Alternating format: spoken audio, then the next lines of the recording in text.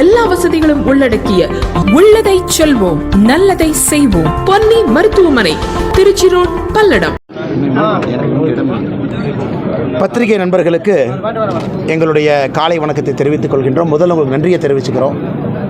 மாநகரத்திலேருந்து நம்முடைய நண்பர்கள் இன்றைக்கி வெள்ளலூர் பகுதியில் நடக்கக்கூடிய மோடி ரேக்லா பந்தயத்தை பார்ப்பதற்காக நீங்கள் அனைவரும் இங்கே வந்திருக்கின்றீர்கள். செய்தியாளர் சந்திப்புக்கு வந்திருக்கீங்க, இவ்வளோ தூரம் தாண்டி வந்திருக்கிறீங்க. இந்த அற்புதமான முன்னெடுப்பு நம்முடைய கோயம்புத்தூர் இந்த பகுதியினுடைய பாரதிய ஜனதா கட்சியினுடைய தலைவர் வசந்தராஜன் அவர்கள், அவருடைய முழு குழு, நம்முடைய மாநிலத்தினுடைய பொதுச்செயலாளர் அண்ணன் KP முருகானந்தம் அவர்கள், சிறப்பு அழைப்பாளர் அண்ணன் KP ராமலிங்கம் அவர்கள், பொறுப்பாளர் அண்ணன் மோகன் மந்திராச்சலம் அவர்கள், நம்முடைய மக்கள் பிரதிநிதி அண்ணன் கோபால்சாமி அவர்கள், இவங்க எல்லாம் முன்னாடி இருந்து, அண்ணன் துரை அவங்க இருக்கிறாங்க, எல்லா முன்னிலையிலிருந்து குறிப்பாக இந்த மோடி ரேக்லா 2024 பந்தயத்தை ஞாயிற்றுக்கிழமை அன்றைக்கி நடத்தியிருக்காங்க. இதில் சிறப்பம்சம் என்னன்னாங்க, கிட்டத்தட்ட 250க்கு மேற்பட்ட வண்டிகள் வந்திருக்கு. 2 விதமாக பிரிச்சிருக்கிறாங்க. 200 மீட்ரு, 300 மீட்ரு, 2லேருந்து 4 பல் போட்ட மாடு ஒரு பக்கம், 4 பல்லுக்கு மேலே போட்ட ஒரு மாடு ஒரு பக்கம்.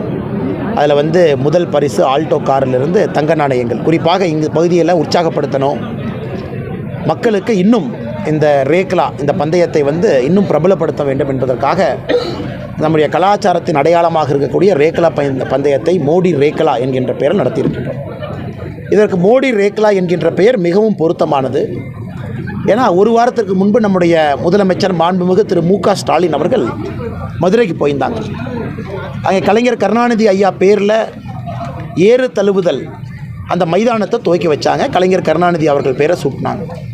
அன்றைக்கி நிறைய பொய்களை மேடையிலிருந்து பேசியிருக்காங்க. குறிப்பாக இந்த ஜல்லிக்கட்டு, பாரதிய ஜனதா கட்சி, அதை பற்றி பல பொய்களை பேசியிருக்காங்க. அதனால் முதலமைச்சர் அவர்களுக்கு சில விஷயத்தை தெளிவுபடுத்துவது, உண்மையை சொல்லுவது எங்களுடைய கடமையாக கருதுகின்றோம். ஏன்னா முதலமைச்சர் பொய்யை மட்டும் வைத்து அரசியல் லாபம் ஈட்டுவதற்கு முயற்சிக்கும் பொழுது உண்மையை மக்கள் மன்றத்தில் வைக்கணும். இன்றைக்கி தமிழகத்தில் ஜல்லிக்கட்டு ரேக்லா பந்தயம் நடக்குதுன்னா அதற்கு ஒரே ஒரு காரணம் நம்முடைய பாரத பிரதமர் நரேந்திர மோடி அவர். 2006 முதலாக நம்முடைய ஜல்லிக்கட்டுக்கு ரேக்லா பந்தயத்துக்கு பிரச்சனை ஆரம்பித்தது. 29 மார்ச் 2006 மதுரை உயர்நீதிமன்றம் ஜஸ்டிஸ் பானுமதி அவங்க புல்லக்காட் இந்த ரேக்லா பந்தயத்துக்கு தடை விதித்தாங்க. ஏன்னா அவங்க ஒரு பெட்டிஷனை ஹியர் பண்ணுறாங்க. குறிப்பாக நிறைய அமைப்புகள் இந்த விலங்குகள் சித்திரவதைப்படுத்தப்படுகிறது என்பதற்கு எதிராக இருக்கக்கூடிய அமைப்புகள் அங்கே போகிறாங்க.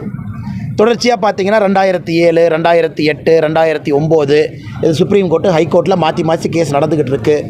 ஒரு பக்கம் பீட்டா போன்ற அமைப்புகள் இருக்கிறாங்க, ஒரு பக்கம் உயர்நீதிமன்றத்தில் ஒரு ஜட்ஜு அனுமதி கொடுத்தா டிவிஷன் பெஞ்சில் அனுமதி மறுக்கிறாங்க. இப்படியே போயிட்டுருக்கு.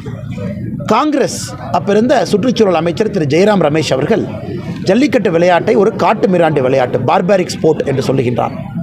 ஸோ காங்கிரஸ் 2011 ஜூலை மாதம் 11ஆம் தேதி 11/7/2011 ஒரு அரசாணை வெளியிட்டு காட்சிப்படுத்தக்கூடாத விலங்குகள் அப்படின்னு ஒரு பட்டியல் வெளியிடுறாங்க.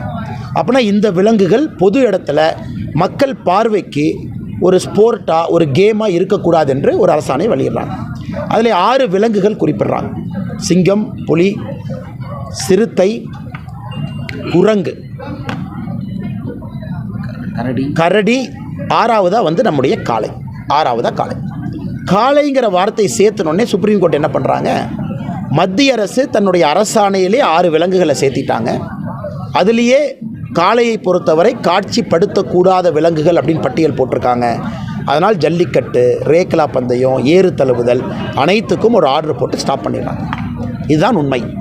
இது காங்கிரஸ் ஆட்சியில் 12 திமுக அமைச்சர்கள் இருந்த பொழுது அவர்கள் கொண்டு காட்சிப்படுத்தக்கூடாத விலங்குகள் பட்டியலில் சேர்த்தி ஜல்லிக்கட்டுக்கு தடை போட்டாங்க. இதற்கு நிறைய காரணம் சொல்லலாம். மன்மோகன் சிங் அவர்கள் 2015 டிசம்பரில் ஒரு கடிதம் எழுதுகிறாங்க. அந்த கடிதமெல்லாம் மக்களுடைய பார்வைக்கு நாங்கள் வைக்க விரும்புகின்றோம். அந்த கடிதத்தெல்லாம் பார்த்தீங்கன்னா தெரியும். அந்த கடிதத்துடைய காப்பி நான் ப்ரெஸ்ஸுக்கு காட்ட விரும்புகிறேன். அதில் பார்த்தீங்கன்னா மன்மோகன் சிங் ராஜ்யசபா எம்பின்னு ஒரு கடிதம் எழுதுறீங்களா, அதில் எழுதியிருக்காரு, many thanks for your letter. அவர் எதுக்கு எழுதுறாங்கன்னா ஹியூமன் சொசைட்டி இன்டர்நேஷ்னல் அப்படிங்கிற ஒரு அமைப்புக்கு எழுதுகிறாங்க. The human society international as a worthy objective and certainly we have to work to discourage bullfight which provide a cruel form of entertainment. மன்மோகன் சிங் அவர்கள் தன்னுடைய கடிதத்தில் 2015 பிரதமராக தன்னுடைய பதவி காலம் முடித்த பிறகு அவங்க வாழ்த்தி மன்மோகன் சிங் அவங்க எழுதுகிறாங்க, இந்த மாதிரி உங்கள் ஆட்சி காலத்தில் நீங்கள் ஜல்லிக்கட்டை தடை பண்ணியிருக்கீங்க, நன்றி. அதற்கு இவர் திரும்ப பதில் கடிதம் எழுதுகிறாங்க. அதனால் நாம் எல்லாம் சேர்ந்து டிஸ்கரேஜ் பண்ணணும் ஜல்லிக்கட்டை, இது வந்து ஒரு க்ரூவல் ஃபார்ம் ஆஃப் என்டர்டெயின்மெண்ட் அப்படிங்கிறாங்க. இதே நேரத்தில் ஆட்சியில் இருக்கும் பொழுது ஜெயராம் ரமேஷ் அவர்கள் பார்பாரிக்ஸ் போட்டுக்கிறாங்க. இதையெல்லாம் கை கட்டி வேடிக்கை பார்த்த நம்முடைய முதலமைச்சர் மு.க. ஸ்டாலின் அவர்கள் வாயை திறக்காமல் இருக்காங்க. அதன் பிறகு நாம் ஆட்சிக்கு வருகின்றோம். நம்ம ஆட்சிக்கு வந்த பிறகு 2016 ஜனவரி 7ஆம் தேதி, ஏன்னா இந்த சட்டத்தை மாற்ற வேண்டும், உச்சநீதிமன்றத்தினுடைய தீர்ப்பை மாற்ற வேண்டும் என்றால் அந்த ஜிஓ 2011 காங்கிரஸ் போட்ட ஜிஓவை மாற்றணும். 7 ஜனவரி 2016 காட்சிப்படுத்தக்கூடாத விலங்குகள் பட்டியலில் 6வது பெயராக இருந்த காளையை நம்முடைய மத்திய அரசு நரேந்திர மோடி அவங்க வெளியே எடுக்கிறாங்க. அப்படின்னா காளையை காட்சிப்படுத்தலாம். அந்த அரசாணை கொண்டு வந்த பிறகு அதை எதிர்த்து பீட்டா மறுபடியும் சுப்ரீம் கோர்ட்டுக்கு போகுது. சுப்ரீம் கோர்ட் மறுபடியும் பேன் பண்ண முயற்சி பண்ணுறாங்க. உங்களுக்கு தெரியும், தமிழ்நாட்டில் போராட்டம் நடக்குது. நிர்மலா சீதாராமன் அவர்கள் இங்கே வர்றாங்க. மாநில அரசு ஆர்டினன்ஸ் ஏற்ற சொல்கிறாங்க. இவங்க ஆர்டினன்ஸ் ஏற்றவுடன் 3 மணி நேரத்தில் 3 அமைச்சரவை ஒப்புதல் கொடுக்குறாங்க. அதன் பிறகு ஜல்லிக்கட்டு நடத்தினாலும் கூட உச்சநீதிமன்றத்தில் தொடர்ந்து பெட்டிஷன் போட்டுக்கிட்டே இருக்காங்க. கடைசியாக நமக்கு 18 மே 2023 நம்ம சாலிசிட்டர் ஜெனரல் துஷார் மேத்தா அவங்க போய் இந்த கேஸை வாதாடி மத்திய அரசினுடைய தரப்பை வைக்கிறாங்க. மத்திய அரசு ஜல்லிக்கட்டுக்கு, ரேக்லாவுக்கு, கம்பலாக்கு முழு ஆதரவாக இருக்கிறது என்கின்ற தரப்பு மத்திய அரசு வைத்த பிறகு 23 மே 2023 ஜல்லிக்கட்டின் மீது இருந்த பேட்ச் ஆஃப் பெட்டிஷன்ஸ் எல்லாத்தையும் டிஸ்மிஸ் பண்ணுறாங்க. அதனால் இந்த ரேக்லா போட்டிக்கு மோடி ரேக்லா என்கின்ற பெயர் முழு பொருத்தமானது. ஏறு தழுவுதல் அரங்கத்திற்கு ஒருவருடைய பெயரை வைக்கக்கூடாது என்றால் கலைஞர் கருணாநிதி ஐயாவுடைய பெயரை வைக்கக்கூடாது. காரணம், அவங்க ஆட்சியில் தான் இத்தனை ட்ராமா நடந்துச்சு. 2006 11 அவங்க ஆட்சி, 11 அரசாணை கொண்டு வந்தது அவங்க ஆட்சி, சுப்ரீம் கோர்ட் பேன் பண்ணும்போது அவங்க ஆட்சி, பார்பாரிக்ஸ் போட்டுன்னு ஜெயராம் ரமேஷ் சொல்லும்போது அவங்க ஆட்சி. இத்தனையும் செஞ்சுட்டு வாய்க்கட்டி நின்றுக்கிட்டு இன்றைக்கி எலெக்ஷன் சமயத்தில் ஒரு பேர் மட்டும் வச்சால் மக்களுக்கு உண்மை தெரியாமல் போய்விடுமா? அதை பத்திரிகையாளர் நண்பர்கள் மூலமாக இத்தனை நாள் நாங்கள் பதில் பேசலை. இந்த ரேக்லா பந்தயத்தில் பேச வேண்டும் என்பதற்காக ஒரு வாரமாக காத்திருந்தோம். இந்த உண்மை மக்கள் மன்றத்திற்கு உங்கள் மூலமாக சென்று சேர வேண்டும் என்பது எங்களுடைய அன்பான வேண்டுகோள். 2வதுங்கன்னா, இன்றைக்கி நம்முடைய கோயம்புத்தூர் மாவட்டம், கோயம்புத்தூர் தெற்கு, வடக்கு இந்த பகுதி எல்லாருமே அடிப்படையிலே களத்திலே பணி செய்யக்கூடிய தலைவர்கள் இன்றைக்கி பாரதிய ஜனதா கட்சியில் இணைஞ்சிருக்கிறாங்க. நீங்கள் பார்த்தீங்க, மாற்றுக் கட்சியிலேருந்து சகோதர சகோதரிகள் அடிப்படையில் அந்த ஊரினுடைய முக்கியஸ்தர்கள், அந்த ஊர் இவங்க சேவை பண்ணுறாங்க, இந்த ஊரில் இவங்களுக்கு ஒரு பெரிய பேர் இருக்குது, அவங்கெல்லாம் இன்றைக்கி அடிப்படையில் கிளை தலைவராக இருந்து வேறு பொறுப்பில் இருக்கக்கூடிய முக்கியமான தலைவர்கள். குறிப்பாக கொங்கு பகுதியில் ஒரு அரசியல் கட்சியில் ஒரு மண்டலத்தினுடைய இளைஞரணி தலைவராக இருந்தவங்க எல்லாரும் நம்ம கட்சிக்கு வந்திருக்காங்க. இது என்ன சொல்லுதுறாங்க, 2024 பாராளுமன்ற தேர்தல் எதில் நோக்கி செல்கிறது என்பது தெரிகிறது. மோடி அவர்களுடைய கரத்தை வலுப்படுத்துவதற்காக வந்திருக்கக்கூடிய எல்லா சகோதர சகோதரிகளுக்கு இந்த நேரத்தில் எங்களுடைய வணக்கங்களையும் வாழ்த்துக்களையும் தெரிவித்துக் கொள்கின்றோம். இதை தாண்டி உங்கள் கேள்வி நீங்கள் கேளுங்கண்ணா. இந்தியா கூட்டணியிலேருந்து நிதிஷ்குமார் வெளியேறியிருக்காரு, ராஜினாமா கடிதம் கொடுத்தாரு. ஐயா, நான் 6 மாதத்துக்கு முன்னாடி சொன்னேங்க ஐயா, ஃபஸ்ட்டு யார் வெளியே வருவாங்கன்னு சொன்னேன். அன்றைக்கே நான் சொன்னேன், குறிப்பாக முரண்பாடு இல்லாதவங்க ஒரு கூட்டணியில் இருக்கிறாங்க. இது பத்திரிகை நண்பர்கள், நீங்களாம் சீனியருங்கண்ணா, கோயம்புத்தூரை பொறுத்தவரை ரொம்ப சீனியர் ரிப்போர்ட்டர்ஸ் இருக்கீங்க, நீங்களாம் அரசியல் நுணுக்கமாக பார்க்குறீங்க. வெஸ்ட் பெங்காலில் காங்கிரஸுக்கு இருக்கிறது 2 எம்பிங்கண்ணா. எப்படி காங்கிரஸுக்கு 6 சீட்டு கொடுப்பாங்க? உதாரணத்துக்கு நான் கேட்குறேன், இருக்கிறது 2 எம்பி. நீங்கள் மம்தா பானர்ஜி கிட்ட போய் 6 சீட்டு வேணும்னு கேட்டால் அவங்க என்ன சொல்கிறாங்க, இந்தியா கூட்டணி கிடையாது வெஸ்ட் பெங்காலில், நீ 2 எம்பி வச்சுக்கிட்டு 6 கேட்டால் நான் எப்படி கொடுப்பேன்? அடிப்படையிலே நாங்கள் 2 கட்சிகளும் வெஸ்ட் பெங்காலில் எதிரி, ஆனால் மோடி அவர்களுக்கு எதிராக ஒரு கூட்டணியில் எப்படி சேர முடியும்னு வேண்டான்ட்டாங்க. இது நம்ம பார்த்தோம். பஞ்சாபில் காங்கிரஸுக்கும் பகவந்த் சிங் மன், ஆம் ஆத்மி கட்சி இதே தகராறு, இதே பிரச்சனை, எம்பி இல்லை, நான் இதுக்கு சீட்டு கொடுக்கணும். ஹரியானா இதே பிரச்சனை. ஸோ இதை ஒரு 10 நாளாக நம்ம பார்த்துக்கிட்டு இருக்கோம். இப்போ நிதிஷ்குமார் அவர்களை பொறுத்தவரை ஏன் இது நடந்துச்சுன்னா, எந்த கடைசி இந்தி கூட்டணிக்கு நம்முடைய டிஆர் பால் அண்ணன் அவர்கள், மாண்புமிகு முதலமைச்சர் திரு ஸ்டாலின் அவர்கள் எந்த கூட்டணிக்கு பேச்சுவார்த்தைக்கு போய் அந்த ஹிந்தி பிரச்சனைலாம் ஆச்சல்லங்கண்ணா, அன்னைக்கு சீதாராம் யெச்சூரி போன்ற கம்யூனிஸ்ட் தலைவர்கள் நிதிஷ்குமார் அவர்களை கோஆர்டினேட்டராக ப்ரப்போஸ் பண்ணுறாங்க இந்தி கூட்டணிக்கு. ராகுல் காந்தி அவர்கள் அதை அப்போஸ் பண்ணுறாங்க. ஏன்னா மம்தா பானர்ஜிக்கு சமாதானம் இல்லை, நாம் இதை முடிவெடுக்க வேண்டும் என்று. அன்னைக்கு ஆரம்பித்த பிரச்சனை இன்றைக்கி நிதிஷ்குமார் அவர்கள் இந்தி கூட்டணியிலிருந்து, ஏன்னா இவர் தான் ஃபஸ்ட்டாக இந்தி கூட்டணியை ஆரம்பிப்பதற்கு காரணமாக இருந்தாங்க, இவர் தான் எல்லா கட்சியும் சேர்த்துனாங்க, இவர் தான் மோடி அவர்கள் 2024 இருக்கவே கூடாதுன்னு உறக்கமாக பேசினவங்க நிதிஷ்குமார். இன்றைக்கி அவரே வெளியே வந்து பாரதிய ஜனதா கட்சியினுடைய ஆதரவை கோரி இன்றைக்கி ஆட்சியில் மறுபடியும் அமர்வதற்கு இன்றைக்கி ரிசைன் பண்ணியிருக்காங்க. இது என்ன காட்டுதுனாங்கன்னா, மோடி அவர்கள் 2024 ஆட்சிக்கு வருவது உறுதி என்பதை மிக தெளிவாக இது காட்டுது. நிதிஷ்குமார் அவர்கள் இன்றைக்கி வெளியே வந்திருக்காங்க. இதே பிரச்சனை உங்களுக்கு எல்லா இடத்துலையும் நடக்கும். மகாராஷ்டிரா அடுத்து நடக்கும். எல்லா இடத்திலும் கூட நீங்கள் பார்த்தீங்கன்னா முரண்பாடு இல்லாதவர்கள் ஒரு கூட்டணி பேச்சுவார்த்தையில் அமர்ந்து பேச ஆரம்பித்தாங்கன்னா பிரச்சனை வெடிக்கும். இந்தியா முழுவதும் பார்க்கின்றோம். அதற்கு பீகார் விதிவிலக்கல்ல. இவங்களுக்கு காமன் அஜெண்டா இருக்குது. இந்த பொலிட்டிக்கல் கட்சிகளுக்கு மோடி எதிர்ப்பை தவிர இன்னொரு அஜெண்டா இருந்தால் இந்தி கூட்டணி வேலை செய்யும். ஆனால் மோடி எதிர்ப்பு என்கின்ற ஒரே அஜெண்டா வச்சிருக்கிறனால இந்தி கூட்டணி வேலை செய்வதற்கு வாய்ப்பே இல்லைங்கண்ணா. தமிழகம் முழுவதும் புறநகர் பகுதியில் காவல்துறையோட எண்ணிக்கை ரொம்ப குறைவாக இருக்குது. பல்லடத்தில் நடந்த சம்பவங்கள் பார்க்க போகிறோம். அதை பற்றி உங்களுடைய கருத்து என்ன சார்? புறக்காவல் நிலையங்களில் காவலர்களுக்காக என்ன இன்னைக்கு இது கொஞ்சம் நம்ம டீட்டெயிலாகவே பேசணுங்கண்ணா. குறிப்பாக தமிழக அரசு வந்த பிறகு குரூப் 1, குரூப் 2, குரூப் 3, குரூப் 4 இதான் நம்ம குழந்தைகளுக்கு வந்து அரசு வேலை கிடைக்கக்கூடிய வாய்ப்பு இருக்கக்கூடிய 4 exam. Combined engineering service 2022, combined engineering service 2023. So 6 exam ஆச்சுங்கண்ணே. டூரிஸ்ட் ஆஃபீஸர் 7 எக்ஸாம் ஆச்சு. இந்த 7 எக்ஸாம் நடத்தியிருக்கிறாங்கண்ணே திமுக ஆட்சிக்கு வந்த பிறகு. எதுக்கு இந்த அடிப்படை கேள்விக்கு நான் பதில் சொல்லலானே, குரூப் 1 தான் உங்களுக்கு டிஎஸ்பி கிடைக்கிறாங்க, டெப்டி சூப்பரண்ட் ஆஃப் போலீஸ் கிடைக்கிறாங்க. திமுக ஆட்சிக்கு வந்த பிறகு குரூப் 1 ஒரு ரெக்ரூட்மெண்ட் இன்னும் நடக்கலை. 31 மாதத்தில் ஒரு deputy superintendent of police hire ஆகலை. அப்படின்னா சீனியர் ஆஃபீஸர்ஸ் இல்லை உங்களுக்கு. குரூப் 2 2 இருக்குது. Group 2, group 2A. அதாவது இன்டர்வியூ வச்சு ஒரு போஸ்ட்டு, இன்டர்வியூ வைக்காமல் ஒரு போஸ்ட்டு. குரூப் 3, 3A, குரூப் 4 இதெல்லாம் பார்த்தீங்கன்னாங்கன்னா 31 லட்சம் பேர் தமிழகத்தில் எக்ஸாம் எழுதி 10,321 பேருக்கு தான் அரசு வேலை கிடச்சிருக்கு. இது எதை நோக்கி போகுதுனாங்கன்னா, திமுக தன்னுடைய தேர்தல் அறிக்கையில் நாங்கள் ஆட்சிக்கு வந்தால் 5 ஆண்டுகளில் 3,50,000 அரசு வேலை கொடுப்போம் என்று சொன்னார்கள். 3,50,000 5 வருஷத்தில். அப்போ ஒரு வருஷத்துக்கு 70,000. 2.5 வருஷம் முடிஞ்சது.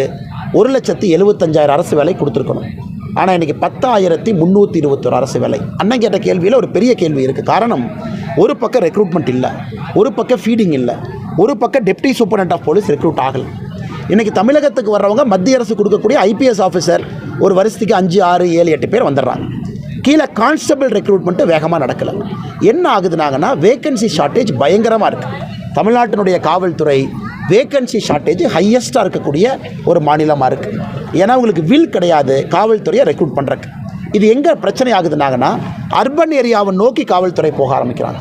அர்பன் ஏரியாவில் தான் விவிஐபி வருவாங்க, பந்தோபஸ்த் போடணும், அரசு நிகழ்ச்சி நடக்கும், கட்சி நிகழ்ச்சி நடக்கும். அங்கே வந்து ஒரு ஸ்டேஷனுக்கு 60, 80, 90 டிராஃப்ட் பண்ணி, ரூரல் ஏரியாவில் 10, 15, 17, ரூரல் ஏரியாவில் எனக்கு தெரிந்த வரை, நான் காவல்துறை சகோதரிகள்கிட்ட பேசின வரைக்கும் 50% வேக்கன்சியில் ரூரல் ஸ்டேஷன் இருக்குது. அப்போ என்ன ஆகுது, கொலை எல்லாமே ரூரல் ஏரியா நோக்கி ஷிஃப்ட் ஆயிடுச்சு. சிவகங்கையில் வீட்டுக்குள்ளே பூந்து 5 பேர்த்த வெட்டுறது ரூரல் ஏரியா. நீங்கள் எல்லாம் உன்னிப்பாக பாருங்கண்ணே, போலீஸுங்க உன்னிப்பாக பாருங்கள். பல்லடம் பக்கத்தில் ஒரு தோட்டத்தில் குடிக்கிறாங்க, ஒருத்தர் போய் கேட்குறாரு, அங்கே வெட்டி கொள்கிறாங்க. ஸோ இப்போ என்ன ஆகுதுன்னா, ரூரல் தமிழ்நாட்டை பொறுத்தவரை, அதாவது கிராமப்பகுதி, நகர்ப்பகுதியும் கிராமப்பகுதியும் கலந்திருக்கக்கூடிய பகுதி தான் அதிகமான வழிப்பறி கொள்ளை, அதிகமான கோரக்கொலைகள் அங்கே நடக்குது. இது காவல்துறையை கையில் வைத்திருக்கக்கூடிய முதலமைச்சர் என்ன சொல்லுவாருன்னு தெரில. இன்றைக்கி பத்திரிகை நண்பருக்கு வந்துடுறாங்கண்ணா. பல்லடம் பக்கத்தில் பத்திரிகை நண்பர் ஒரு ஃபோன் பண்ணுறாரு, அண்ணா என்னை யாரோ துரத்துறாங்கன்னு. அதை எஸ்பி கான்ஸ்டபிள் ஃபோன் அட்டன் பண்ணுறாங்க. மறுபடியும் 2வது முறை ஃபோன் பண்ணுறாருன்னே, துரத்துறாங்க, நான் பெட்ரோல் பங்க்குள்ளே போயிட்டேன், ஒரு ரூம்குள்ளே போய் ஒளிஞ்சிக்கிறேனே. ரொம்ப அவர் பேசுகிற பேச்சிலேயே அந்த பதட்டம் தெரியுது. அதுலேயே எல்லாருக்கும் தெரியும் அது உண்மைன்னு. பத்திரிகை நண்பர் எதுக்கு பொய் சொல்ல போகிறார்?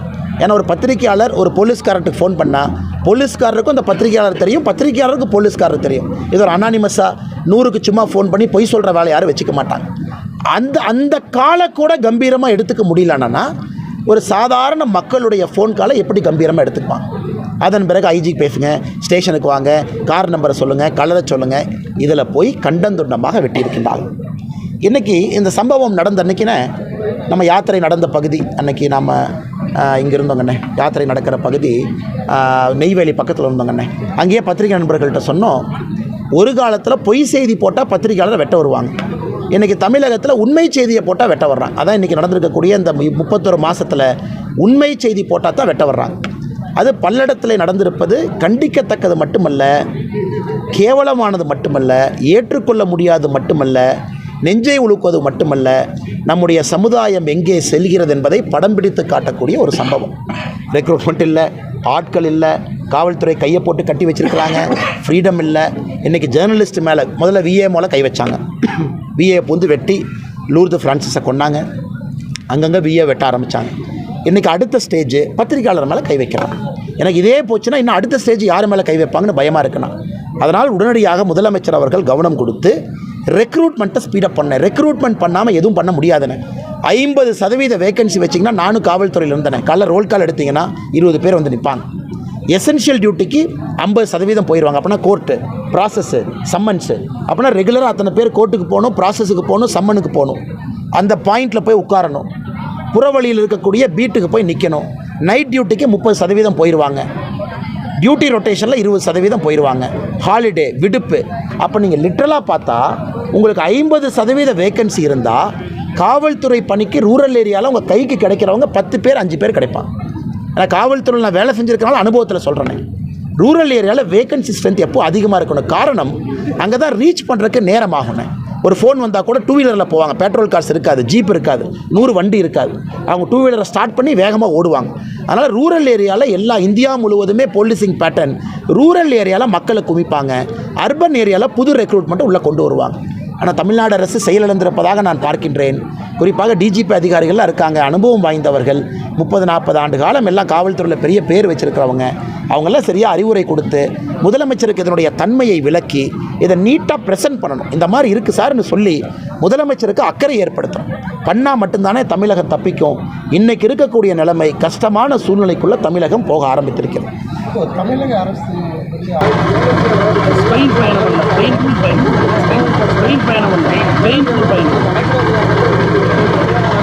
அண்ணா கேலோ இந்தியா விளையாட்டு போட்டி திமுக காரங்க ஆரம்பிக்கிறதுக்கு முயற்சி பண்ணாங்க.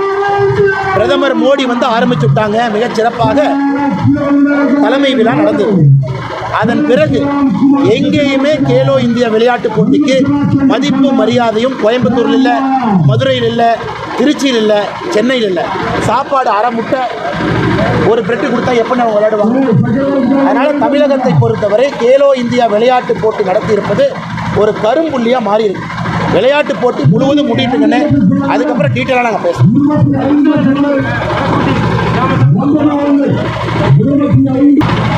அவர் சொல்லலையல்லண்ணே, சொல்லலையல்ல, சொன்னாங்கன்னா நான் பேசுகிறேன். அண்ணே ஒரு அரசியல் கட்சியாக கொள்கை என்ன, அந்த இயக்கம் எதை நோக்கி பயணிக்கிறது, அந்த இயக்கம் எதை மாற்ற விரும்புகிறது, அந்த இயக்கம் எப்படிப்பட்ட இயக்கம் அப்படின்னு அவங்க டிக்ளேர் பண்ணும் பொழுது எங்களுடைய கருத்துக்களை நிச்சயமாக முன்வைக்கிறோம். ஆனால் எல்லோரும் அரசியலுக்கு வர வேண்டும், மாற்றத்தை விரும்புகிறவங்க எல்லாம் வரணும்னு தொடர்ந்து நாங்கள் சொல்லிட்டு இருக்கோம்.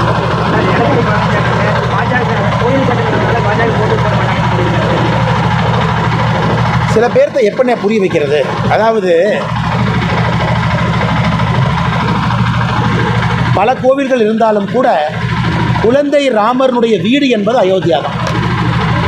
பல கோவில்கள் இருந்தாலும் கூட பஞ்சபூத தலங்களுக்கு சிறப்பு இருக்கு. அதனால் அயோத்தியாவில் குழந்தை ராமருக்கு அந்த கோவில் என்பது தனி சிறப்பு. இது ஆன்மீகத்தை தெரிஞ்சவங்களுக்கு தான் அது புரியுமோ தவிர ஆன்மீகத்தை தெரிஞ்ச மாதிரி நடிக்கிறவங்களுக்கு இது புரியாது. அதனால் என்ன நான் பேசுறது,